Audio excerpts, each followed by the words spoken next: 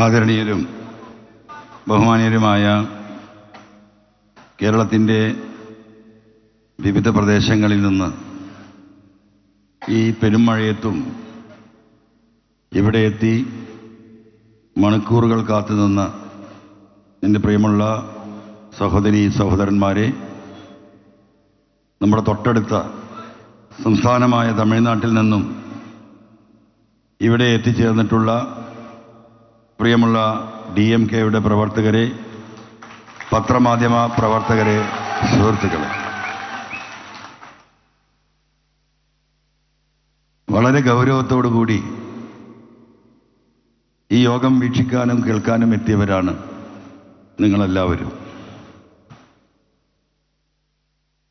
ഇന്നത്തെ ദിവസം നമുക്കറിയാം, കേരളത്തിൻ്റെ 7 ജില്ലകളിൽ രാവിലെ തുടങ്ങിയ മഴയാണ്.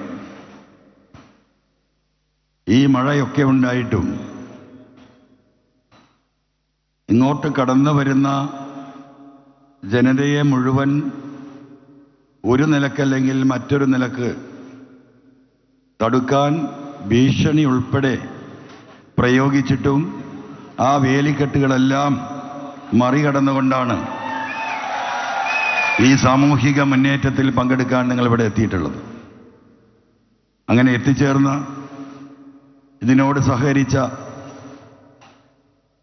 ഈ സാമൂഹിക മുന്നേറ്റത്തിന് കഴിഞ്ഞ കുറേ ദിവസങ്ങളായി ഈ ഗവൺമെന്റിനെതിരെ, ഈ ഗവൺമെന്റിന്റെ നിലപാടുകൾക്കെതിരെ സത്യം തുറന്നു പറഞ്ഞപ്പോൾ അത് കേരളത്തിൻ്റെ 3.5 കോടി ജനങ്ങൾക്ക്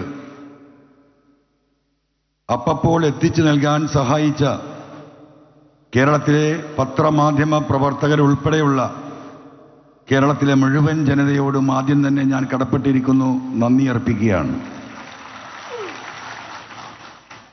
എന്തുകൊണ്ട് ഇങ്ങനെയൊരു യോഗം? എന്തുകൊണ്ട് ഒരു സാമൂഹിക മുന്നേറ്റമായി, ഒരു സാമൂഹിക മുന്നേറ്റ സംവിധാനമായി ഡെമോക്രാറ്റിക് മൂവ്മെന്റ് ഓഫ് കേരള ഈ മണ്ണിൽ പിറക്കുന്നു എന്ന് നിങ്ങൾ ഓരോരുത്തരും ചിന്തിച്ചിട്ടുണ്ടാകും. ആ ചിന്തയുടെ ഭാഗമായിട്ടാണ് പ്രിയപ്പെട്ട നിങ്ങളെല്ലാവരും ഇന്നിവിടെ എത്തിച്ചേർന്നിട്ടുള്ളത്. ഭരണകൂടം എന്ന് പറയുന്നത്, ഗവൺമെന്റ് എന്ന് പറയുന്നത് ആ ഗവൺമെന്റ് ഉൾക്കൊള്ളുന്ന മുഴുവൻ ജനങ്ങൾക്കുള്ളതാണ്. അതിൽ ഭരണപക്ഷ പ്രതിപക്ഷ ഭേദമില്ല. ഒരു ജനാധിപത്യ സംവിധാനത്തിൻ്റെ ഭരണഘടന വിഭാവനം ചെയ്യുന്ന ഒരു ഭരണ സംവിധാനമാണ് ഒരു സംസ്ഥാന ഗവൺമെന്റ്. ആ ഗവൺമെന്റ്, അതിൽ ഭരണകക്ഷി MLA-മാരുണ്ടാകും, പ്രതിപക്ഷ MLA-മാരുണ്ടാകും. ഭരണഘടനയിൽ പ്രതിപക്ഷ MLA-ക്ക് ഇന്ന പ്രിവിലേജ്, ഭരണകക്ഷി MLA-ക്ക് ഇന്ന പ്രിവിലേജ് എന്നൊരിക്കലും അനുശാസിക്കുന്നില്ല. ജനങ്ങൾ തെരഞ്ഞെടുത്ത 140 MLA-മാരുടെയും പ്രിവിലേജും കടമകളും ഉത്തരവാദിത്തങ്ങളും സാമൂഹ്യ ബോധവുമൊക്കെ ഭരണഘടനാ പ്രകാരം ഒന്നാണ്. അങ്ങനെയുള്ള ഒരു MLA എന്ന നിലക്ക് ജനങ്ങളോട് ഉത്തരം പറയേണ്ട ചില വിഷയങ്ങൾ എൻ്റെ ശ്രദ്ധയിൽപ്പെടുകയും അത് നാട് ഭരിക്കുന്ന ഗവൺമെന്റിനെ, അതിന് നേതൃത്വം നൽകുന്ന മുഖ്യമന്ത്രിയെ, ഈ ഗവൺമെന്റിനെ അധികാരത്തിലെത്തിയ ഇടതുപക്ഷ ജനാധിപത്യ മുന്നണി നേതൃത്വത്തെ, ഇവരെയൊക്കെ വിവിധ ഘട്ടങ്ങളിലായി ഈ നാടിൽ നടമാടിക്കൊണ്ടിരിക്കുന്ന ഞാൻ ജനങ്ങളുടെ മുന്നിലേക്ക് തുറന്നു പറഞ്ഞ വളരെ മോശപ്പെട്ട ചില പ്രവർത്തികൾ ഈ സമൂഹത്തോട് എനിക്ക് വിളിച്ചു പറയേണ്ടി വന്നത്. അപ്പോ ഭരണകക്ഷി MLA എങ്ങനെ ഇത് പറയുന്നു? ഇതാണ് ഈ സമൂഹത്തിൽ നിന്ന് ഉയർന്ന ചോദ്യം. അതുകൊണ്ടാണ് ഞാൻ ആദ്യം സൂചിപ്പിച്ചത്, രാജ്യത്തിൻ്റെ ഭരണഘടന ഭരണ പ്രതിപക്ഷ ഭേദമില്ലാതെ എല്ലാ MLA-മാർക്കും നൽകിയിട്ടുള്ള ഉത്തരവാദിത്തമെന്ന്. ആ ഉത്തരവാദിത്തമാണ് യഥാർത്ഥത്തിൽ ഞാൻ നിർവഹിച്ചത്. ഗവൺമെന്റ് മുന്നിൽ ചൂണ്ടിക്കാണിച്ചു കൊടുത്ത വിഷയങ്ങൾ, ആ വിഷയങ്ങൾ ഇപ്പോഴും ഈ സമൂഹത്തിന്റെ മുന്നിൽ ഒരു ചോദ്യചിഹ്നമായി നിൽക്കുകയാണ്. ഒന്നാമതായി ഞാൻ ചൂണ്ടിക്കാണിച്ചത്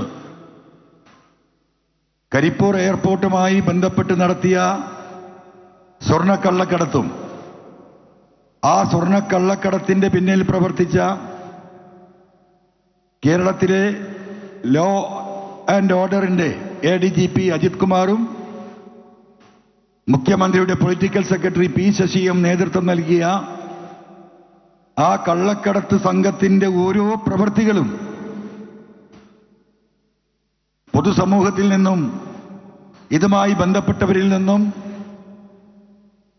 ചോദിച്ച് മനസ്സിലാക്കി കിട്ടിയ തെളിവുകളുടെ അടിസ്ഥാനത്തിൽ ഈ ഗവൺമെന്റിന്റെ മുന്നിൽ ഇതിനെക്കുറിച്ച് അന്വേഷിക്കണമെന്ന് പറഞ്ഞുകൊണ്ടൊരു പരാതി കൊടുക്കുകയാണ്. അതോടൊപ്പം നാട്ടിലെ ഏറ്റവും പ്രമാദമായ എടവണ്ണ റിദാൻ വധക്കേസും 13-14 മാസമായി കാണാത്ത കോഴിക്കോട്ടെ വ്യവസായി മുഹമ്മദ് മാമിയുടെയും തിരോധനവും, ഈ 3-4 വിഷയങ്ങളാണ് പ്രധാനമായിട്ടും ഞാൻ ഗവൺമെന്റിന് പരാതി കൊടുത്തത്. ആ പരാതി അന്വേഷിക്കാൻ സംസ്ഥാന ഗവൺമെന്റ് ഒരു SIT രൂപീകരിച്ചു. അതോടൊപ്പം നമ്മുടെ തൃശ്ശൂർ പൂരം കലക്കുകയും കലക്കി രാഷ്ട്രീയ ദുരുദ്ദേശത്തോടുകൂടി ADGP അജിത് കുമാറിന്റെ നേതൃത്വത്തിൽ വളരെ വിശാലമായ ഗൂഢാലോചന നടത്തി. ആ പൂരം കലക്കി ഭാരതീയ ജനതാ പാർട്ടിക്ക്